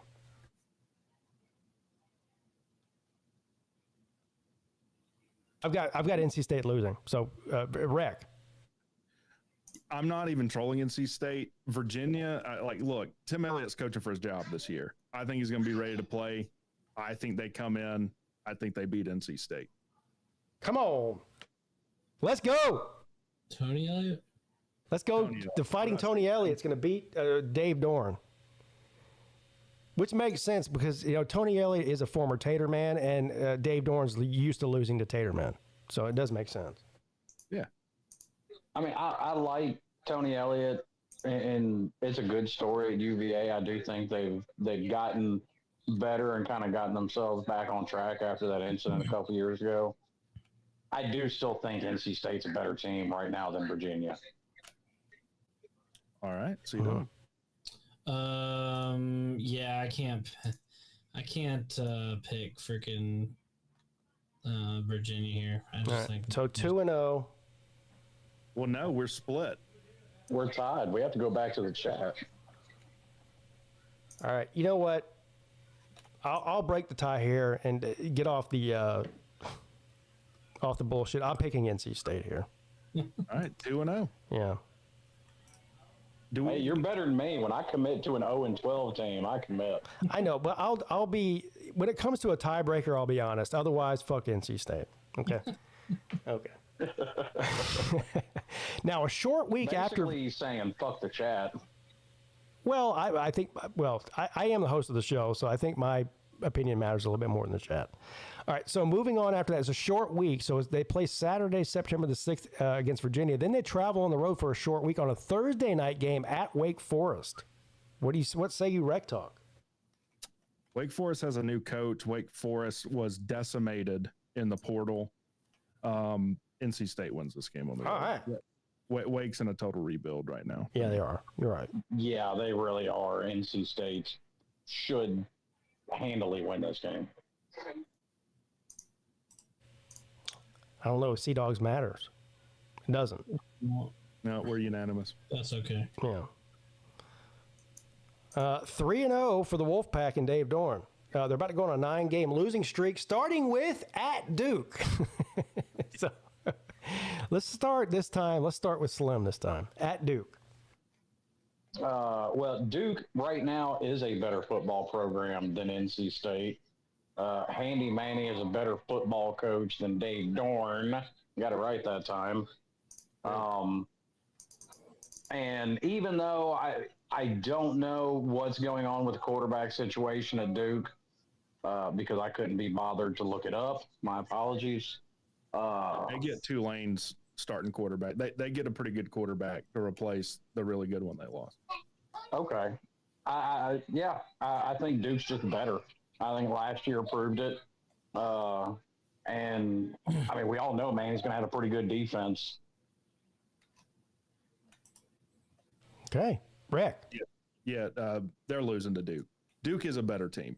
Top to bottom, better program right now, better everything. Dang, that really hurts if you're an NC State fan. It's not even a troll. I mean, where's the lie in that? Yeah. I would pick Duke too. Dang. What? That's Duke is solid. It's unanimous. Duke is solid. Yeah. Yeah, Duke is solid. NC State's trash. So 3-1 to start the season out. So Saturday, September the 27th, back at home again in Raleigh, North Carolina against Virginia Tech. Let's start with Sea-Dog this time.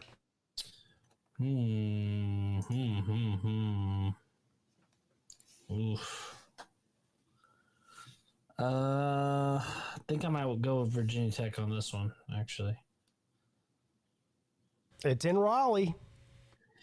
Yeah, but just, I mean, you're not going to win every home game. Especially for NC State, right? Yeah. Yeah, that's what I'm saying. Yeah. All right. Slim.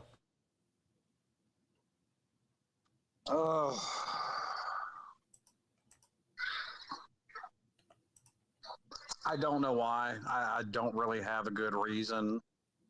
No, you don't need a good reason.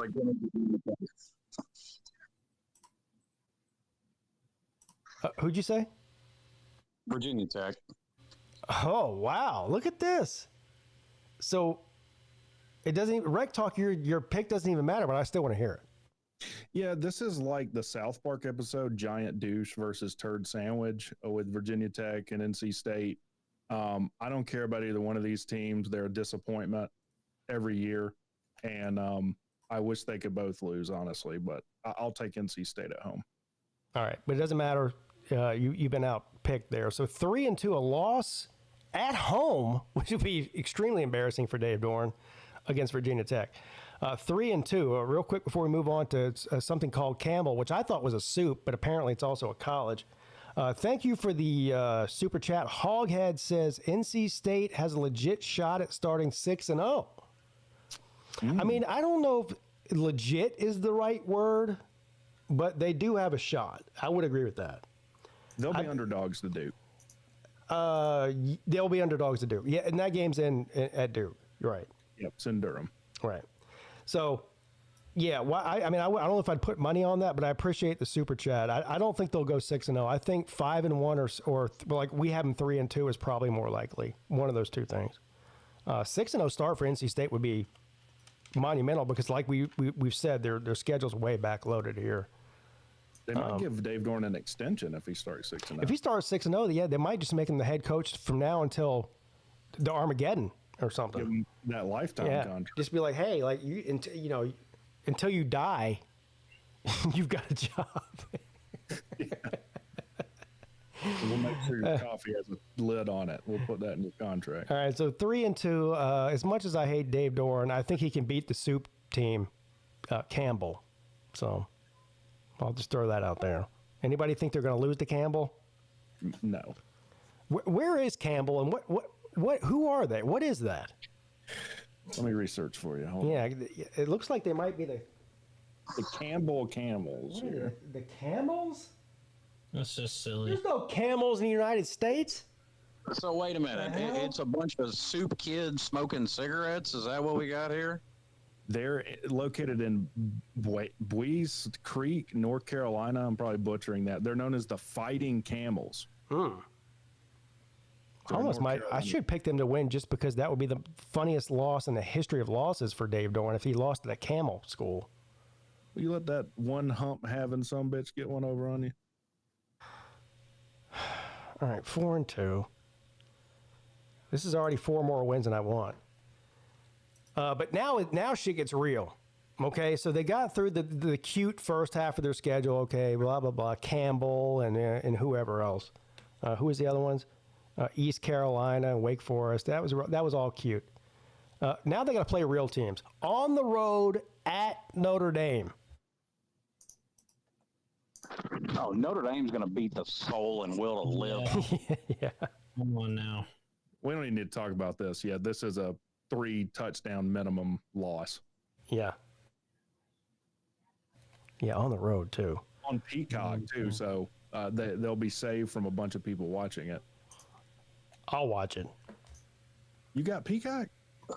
I think I do. Pete said he'll get Peacock just to watch that ass. Yeah, I'll if I don't have it, I'll pay $50 for a one-time viewing. I don't care. A pay-per-view ass beating for NC State. I like that. Yeah, while everyone tunes out when it's 35-0 in the second quarter, I'll watch the whole goddamn game. I don't care. Up. B Bean says that the Campbell Camels have a 94.3% acceptance rate. Oh, so they're a bunch of dumbasses. So even Dave Doran could get in there. Yeah. Yeah. What was it? We're 4-3 now. Yeah, 4-3 with a massive loss at Notre Dame. Then they got to go on the road at Pittsburgh. What do you say, Rec? Loss. Damn. Pittsburgh's a better team. Well, the first part of the season was really fun for the NC State fans, wasn't it? Well, look at this road gauntlet they've got. I mean, I know this is crazy. This is crazy. All right, what do you say, Slim? Yeah, give me Pittsburgh here. Damn. C-Dog, your vote doesn't even matter. Pittsburgh. So we went from 3-0 to, boy, it creeps up on you fast, 4-4 now after 8 games, and now things are about to really, the cheese is about to slide away off the cracker. All right? Then they got to host Georgia Tech. So it's a road game for Georgia Tech in Raleigh, November the 1st. Go ahead. Let's start with Slim since he's not a Georgia Tech fan. Trying to be honest about it, as much as I like the quarterback at NC State, if Haynes King is healthy, he's just better. Yeah. And especially if Georgia Tech can keep him healthy, he'll up and down the field. We didn't even need Haynes King last year. Freaking Aaron Philo beat him. Yeah, There you go. Despite the NC State trolling that I'm doing here, honestly, I think this has the potential to be a very good game. This game's in Raleigh. If let's say that NC State is a 5-win team at this point or whatever, Georgia Tech's is a 6 or 7-win team at this point, this has the potential to be a night game too. This could be a good game, but I'm obviously think Georgia Tech's a better team and think they'll win. But I think this actually could be a better game than people think. Yeah, it was a really good game last year. I mean, what was it, 29-31? And it came down to a field goal that made my butthole pucker up, being missed by NC State. C-Dog and I were at that game. Yeah, and look, there is a big question mark for Georgia Tech as to whether Haynes King will be healthy. If he plays anything like he did last year, he won't be probably serviceable for this game. He'll have some kind of injury. But as C-Dog said, Aaron Philo beat them last year single-handedly with his legs, actually. Now, the other big question mark for Tech is their defensive line, but I just think Tech's a more complete team. I think Tech can get a win on the road here against NC State. There you go. All right. So they've gone for, again, starting the season 3-0 to now this first time of the season of actually having a losing record, 4-5, and it doesn't get any easier. Holy hell, they got to then travel after hosting Georgia Tech down to Miami. Let's start with Slim, the Miami fan. Well, I'm not even going to go into the shit about just Miami being a better team, but I mean, since joining the ACC, Miami's just had NC State's number. I mean, Tyler Van Dyke went to Raleigh and slung the ball all over them. He did. I just dropped his nuts over every single corner and safety on that roster. Yes, it was a night full of teabagging. Yeah, and I think Carson Beck is not only going to teabag him, but probably drop his 2 buck teeth on him as well. Damn. That's fucked up. Man, it went right from the nuts to the teeth. That was really brutal. All right, so he's got Miami. What you say, Rec?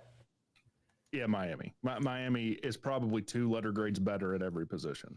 Miami all day. Well, C-Dog, it doesn't matter what you think. You've been outvoted. But C-Dog, do you see a chance of NC State beating Miami? I know how much you hate Miami. Well, yeah, and since my vote doesn't matter, that saves me from having to say it. So you're going to pick NC State then? Pass. Yeah. Yeah. Well, right now they're sitting at 4-6 with 2 games left. So they would have to beat both Florida State and North Carolina to make a bowl game, according to our predictions. Okay. Does anybody see them winning either one of those games or both of them? I'm going to say 1-1. 1-1. You took the words right out of my mouth. Yeah, luckily they get what could be the 2 worst teams in the ACC. Possibly. Year. North Carolina's going to be a disaster. Florida State, again, is telling everyone, oh, it's going to be different. different this year. I'm actually picking Florida State to beat them. And I think, you already know how I feel about North Carolina. We've done a preview on them as well. So I think they'll beat North Carolina, lose to Florida State 1-1. What do you say, Slim? I agree. 1-1 is probably the most likely, and probably losing to Florida State and beating North Carolina is the most likely way that's going to happen. But no trolling whatsoever. I would not be surprised if Florida State is not terribly better than they were last year and NC State beats them. Yeah. It's reasonable. I would actually pick them to win both those games. Dave just joined the chat. He's a Louisville fan. He says, dang, I'm late. Go Cardinals. Yeah, so we picked them to go 9-3, but with a ceiling of 10-2 and a floor of 8-4. So somewhere between 8 and 10 wins there. So I don't know if you agree with that or not, but I think that's more than fair. Yeah, I'll go with the permutation we haven't had yet. I think that they lose to Florida State and beat North Carolina, because North Carolina, Bill Belichick's probably not even going to be the coach by that game. Yeah. Jordan Hudson will. Are you saying his girlfriend will be the coach by that game? Yeah, come on, guys. I'll lift my skirt up a little more if he scored 4 times. All right, so there it is. So we got 1-1. So that makes it 5. Oh, this is brutal. 5-7. Does that get Dave Dorn on the hot seat? It should. First of all, he's already been there. I don't understand. Like I said, I feel like this guy's got pictures of somebody on the Epstein list or something.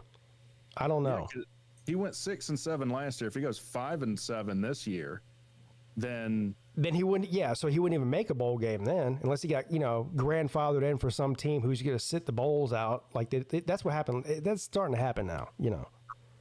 So we've had a couple of 5-7 teams play at bowls. They get a chance to make it 6-6. But in all seriousness, 5-7 off of a previous season that was just as bad.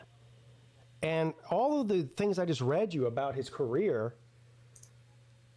87-65, which is a winning record, so it's not terrible, but it's basically about 60% over 13 years. And no conference champion. How many teams have won the ACC in the time that Dave Dorn's been there? Well, definitely Clemson, definitely Florida State. Who else? Pittsburgh. Who am I missing here? There's got to be more. I don't think so. No? Yeah, because Clemson's won most of them. You're right. I mean, listen, I'm not surprised that he's not on the hot seat. I mean, look around the country at some of these contracts and some of these coaches. Like, Mark Stoops literally gets a 1-year extension every time he wins 7 games. Like, mediocrity gets you an extension in some places now. Yeah. No. $6 million is kind of mid-tier pay. But there's been years... And look, there's been years that Clemson's been down, not bad, but down. Miami's been down. So Florida State's been obviously down a few times in that time period. So he's had his opportunities. Those guys have had highs. Like, as bad as Mike Norvell was last year, he won 10 games twice. Right. Doran doesn't have anything like that. No, he's never won 10 games. So... I mean, that to me is what would be irritating if I was NC State fan. Among other things. Also, they've been out recruited by Georgia Tech over the past decade. Yeah. Shouldn't be. That's happening. A fireable offense by itself. Yeah, we went 3-9, like 3 straight years in a row. Still out recruited them. God dang, that's really, that makes it even worse. Yeah. We had like Jahmyr Gibbs that came in, like they didn't have any. Did they have a player remotely like that? No. Oh, there you have it. NC State 5-7, Louisville 9-3.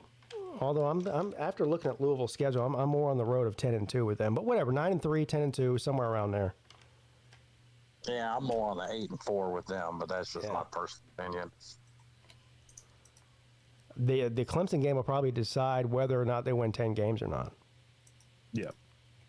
If they beat Clemson, they'll win 10 games. If they don't, they probably win 9 or 8. They played them at home. Either that Clemson game or The games SMU. the Clemson game's in Louisville. Okay. I think the SMU game will be another determining factor for them. Have we done Syracuse yet? Yes, we have done Syracuse. What did y'all have them? Because I previewed them and had them 5-7. Oh, we had them 5-7. Okay, we didn't coordinate that. Yeah, they. No. They Here, I'll tell you what we've done so far this year. If I can just flip through here, we've got Miami and Boston College. Miami 11-1. Boston and I had them at 10-2, but we had them at 11-1. Boston College 5-7. Okay. SMU. Where are we at here? 8-4. Wait, I'm sorry. North Carolina 6-7, which 5-7. 6-7 is what they were last year. 5-7. Syracuse 5-7. A bunch of 5-7 teams. It looks like here, which is not. Just to show how unbiased we are, both me and Pete had Miami at 10-2, but because of the chat and people on the panel, they ended up at 11-1. We have Stanford at 1-11. But you know, they beat Syracuse and SMU, or not, was it Louisville last year, which were the better teams in the conference. Yeah. Which is weird. But they only won 3 games. Virginia Tech 8-4. Okay. Where's my? I know we did Syracuse. Now I can't find it. You already said Syracuse. You said 5-7. Oh, I guess that's all we've done then. Yeah. And of course today, Louisville and NC State. So I think we're about halfway through. Yeah, Syracuse 5-7. That's right. So there you go. And of course, we've been within 1 or 2 games. I say this every week. We've been within 1 or 2 games for most of these teams since we've been doing these predictions for the past 3 or 4 years. So we are a very reliable source. When do you think Vegas is going to contact the show? I don't know. I'm still waiting on that. They should be asking us. Yeah, Vegas should be asking us, and Media Days should be asking all of us to come and ask questions. Yeah. Or at least taking our money first, right? Like if you're a proven advantage better, they will take your money first before they take anyone else's. Well, they've been taking my money no matter what for years. So they didn't take it first, did they? They want to see where the smart money's going. So there you guys have it. I guess that's going to do it, guys. We got through these 2 teams. We got through Sea Dog's gender reveal, which congratulations, he's having a little boy. Yeah, a boy.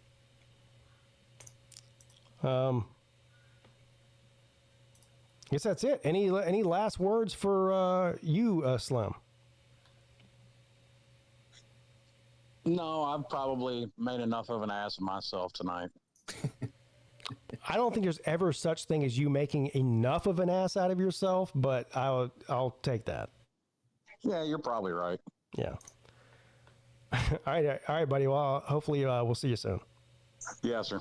All right. Well, I appreciate you coming on Rec Talk and filling in for Sea Dog until he got home from work. Yeah, unlike Slim, I've only begun to defile myself. Now, I know you have to promote something you got something coming up this Friday, don't you? Yeah, I got to get on the track for College Football Weekly. My life's about to get crazy, as we talked about at the top of the show. I'm assuming you're going to be available, Pete. Yes, I should be. Yeah. Okay. Yeah, I'm planning on it. We'll be doing College Football Weekly. A lot of things that we talk about on all these other shows, we debate on that show. And the difference is on that show, we crown a winner. And Pete has been within a pube hair a few times. Maybe this Friday will be. Yeah, I've got screwed a few times, but I haven't complained much about it. No, just every time we talk about it. Yeah, just every time we talk about it, I have to point out that I've got screwed. But that's fine. I still continue to come back because I need retribution. Yeah. All right, man. I appreciate it. All right. See you later, Rick. All right, Sea Dog. All right, man. All right. See you again next week, unless you have to work late. All right. Later. All right, guys. That's going to do it for me as well. Thank you for tuning into the ACC show. I'll be back tomorrow at 11 a.m. on the second channel. If you're not subscribed to my second channel, there's a link to it in the description. It's the Peete Podcast channel. I do the midday show over there where we talk about all kinds of crazy stuff for a couple of hours in the middle of the day. I'll be there at 11 a.m. So make sure you check that out. Thank you for tuning in. I really appreciate all of you for tuning in, and have a great rest of your Tuesday.